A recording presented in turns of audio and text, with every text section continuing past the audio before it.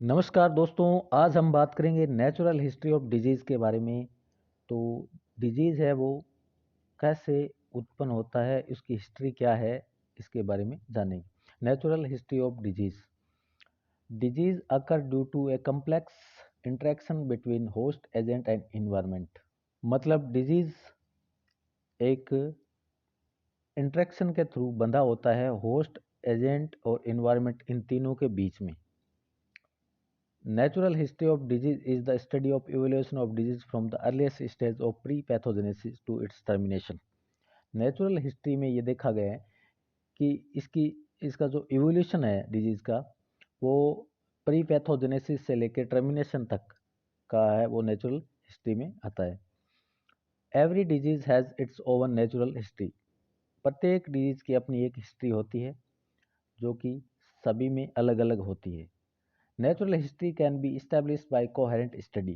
Natural study को coherent studies के द्वारा इस्टेब्लिश किया गया है। Cross section and retrospective studies. अब इसकी दो फेजेज है। पहली फेज है प्री पैथोजेनेसिस और दूसरी है पैथोजेनेसिस। प्री पैथोजेनेसिस फेज में डिजीज है वो इन्वायरमेंट में रहता है जब तक कि वो, यानी कि एक किसी व्यक्ति विशेष में एंटर होने से पहले की जो डिजीज है वो इन्वायरमेंट में प्रेजेंट रहता है, तो उसको हम प्री पैथोजेनेसिस कहते हैं। दूसरी है पैथोजेनेसिस। मतलब अब जो डिजीज है वो इन्वायरमेंट से एंटर करके किसी होस्ट या मैन की बॉडी में एंटर हो जाता है। वो एंटर होने के बाद जब तक कि वो ऑनसेट ऑफ एक्शन और इसका इंक्यूबेशन पीरियड हो जाए, उसको पैथोजेनेसिस कहते हैं। ये सब में अलग अलग होता है। Incubation period is followed by entry पेरीपैथोजेनेसिस। During this period the sign and symptom are not clear cut. This is followed by late pathogenesis when there are clear cut sign and symptom. The final outcome of the disease may be recovery, disability or death.